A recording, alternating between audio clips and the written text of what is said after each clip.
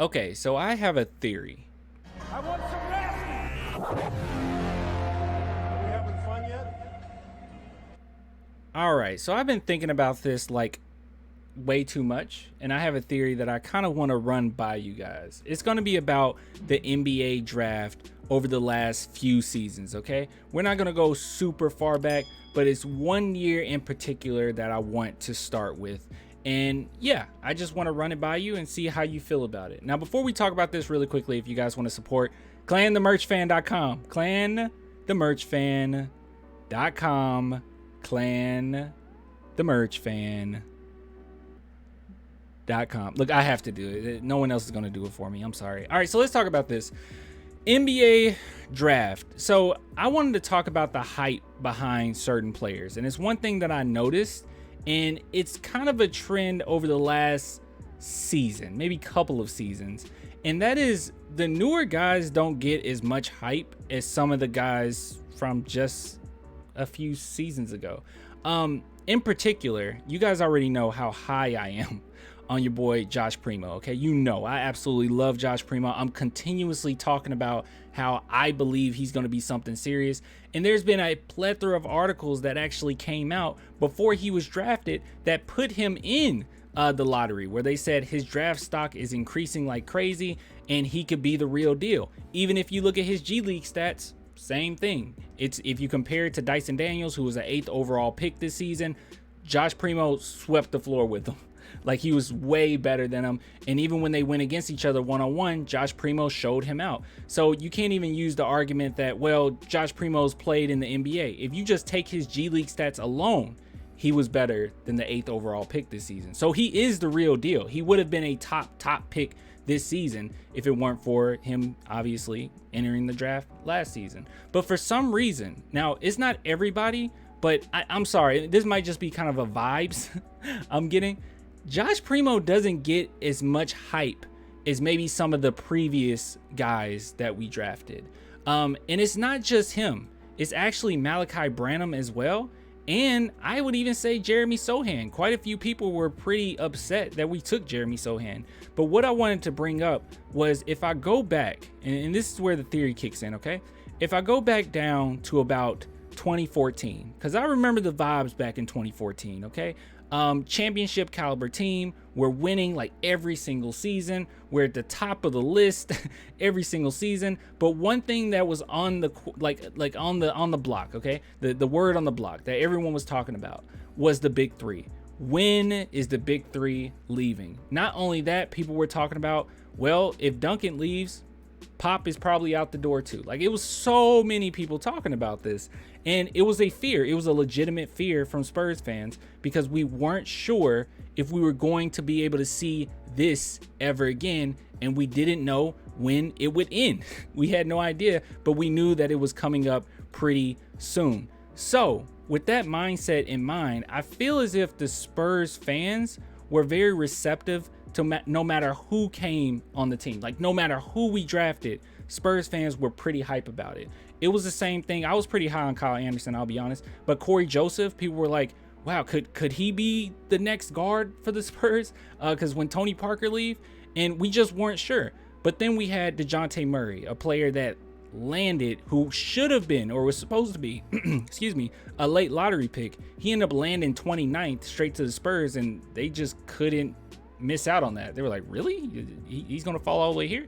And once we got DJ, a lot of Spurs fans even early on basically said, okay, this is Tony Parker's replacement. So there was a lot of love thrown his way early on, and keep in mind, all the while we're winning. So there's really happy vibes around this time. Even when we got Jared Blossom game, excuse me, it was a lot of Spurs fans that were high on him. They were like, oh dude, maybe he could be the guy who you team up with Kawhi Leonard, and he could be so legit. And then we got Derek White, not as much hype, only because DeJounte Murray, he's the one that's going to take over Tony Parker's legacy. And then we got Lonnie Walker, and there was a lot of hype behind Lonnie Walker. Why? Can you guess? Can you guess? Yes. The reason why there was a lot of hype is because he was going to be the next Ginobili. I mean, we saw a lot of sparks as far as that wow factor, that spark plug. And we were thinking maybe he could be a guy that comes off the bench and be a legitimate sixth man for the Spurs. We had no idea, but we did know that there was some type of Mamba mentality in him, and the Houston Rockets game kind of solidified that in a lot of Spurs fans' minds. But there's one continuous trend here. We were still winning. We were at least a decent team. We're coming straight off of the Kawhi Leonard situation. We get Lonnie Walker. We're going to be excited. And then we got Keldon Johnson. Who is he supposed to replace? Well, maybe he can replace Kawhi. But if you guys remember, around this time, a lot of Spurs fans wanted Nasir Little because he compared himself to Kawhi Leonard. So it seems as if a lot of players from even on down, but really specifically around the 2014, where we were basically pretty convinced that the big three is they're going to be gone pretty soon. We were just searching for the next guys, the next big three. And we held on to DeJounte Murray because of his talent level, obviously, but he was supposed to replace Tony. Derek White, he could be a backup. Lonnie Walker, that's supposed to be the next Manu. We're going by position here. And this might be kind of controversial on my part, but even Luka Samanic, I think he got quite a bit of hype. People weren't 100% sure, but Spurs fans, we kept saying, and I say we because I was on that train too. What are we going to see from Luke? We haven't seen anything yet. He's going to be legit. He might be something serious. So all I'm trying to say is there seems as if it was a trend from around this time to this time in which everyone was happy. Now, what changed?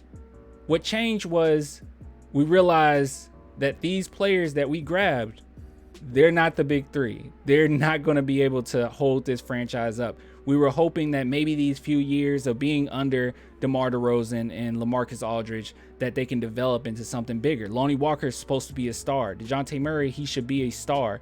But you got to keep in mind, guys that are mid to late first round picks usually don't make it as the starting three of a team or the big three of a team. That usually doesn't happen. You're going to have to plummet to the ground at some point. But with that being said, Devin Vassell, he got a little bit of hype, okay? When people kind of realize, I don't know if Keldon Johnson is the next Kawhi, but he is an awesome player, Olympian and all that. But when it comes to Devin Vassell, it was like, well, Devin Vassell, he could be the next Kawhi. He has two-way ability. But all I'm trying to say is it seems as if the guys that were on this team that were going to be the next big thing for us to try to help us win another championship with Kawhi Leonard and all that, we were just searching for replacements. But the difference now is that now that we're losing, the guys that I do believe should get the hype, Josh Primo is the most natural scorer that we've seen in years.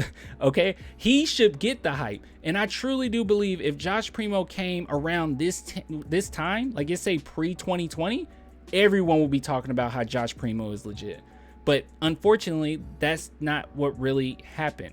Around this time, we already know DJ tweeted out cringe face. Everyone else was pretty much cringing anyway. So yeah, it kind of hurt that reputation there where people were like, who is this kid? And I feel as if people still kind of have that pessimistic attitude when it comes to him. And it's the same thing with Malaki Branham. And it's the same thing with Jeremy Sochan and Blake Wesley. Guess what? The reason why he's getting a lot of love is because Blake Wesley came basically after the DeJounte Murray situation. So who's going to replace DeJounte? Blake Wesley can be the next point guard. But all I'm saying is there's a trend here, and that's the trend that I'm seeing. We had great players, and we were looking for replacements, and these guys just weren't it necessarily. And now that DJ's gone, people have kind of clung on to Blake Wesley, which I do think Blake Wesley is legit. Okay, I will say that. But I've been hearing so many comparisons between Blake Wesley and DJ. So all I'm trying to say is he should get the hype. I think Jeremy Sochan should get some hype. Malaki Branham should definitely get more hype from Spurs Nation, but it just hasn't happened. So I don't know. I just want to know how you guys felt about that, because I understand that Tony Parker is gone. You know what I mean? Like, I understand that we don't have a Tim Duncan. We don't have a Manu, and it's going to be hard, and it's going to be tough times ahead. But I don't necessarily think that it's time to bash any of the other players. And this isn't every Spurs fan, but man, oh man, the hype behind Josh Primo, in my opinion, should be way higher than it is. And if he came just a few seasons ago, people would be losing their minds. But I don't know. Those are my thoughts on it. That's my theory. Please let me know how you feel about it. Once again, you guys want to support the channel? Hey, this is coming soon. Speaking of Primo, Primo. Anyways, I'll give it to you guys later, man. Thanks for all the love. Only $2 a month. Patreon, YouTube link below if you guys want to become a member. But yeah, deuces.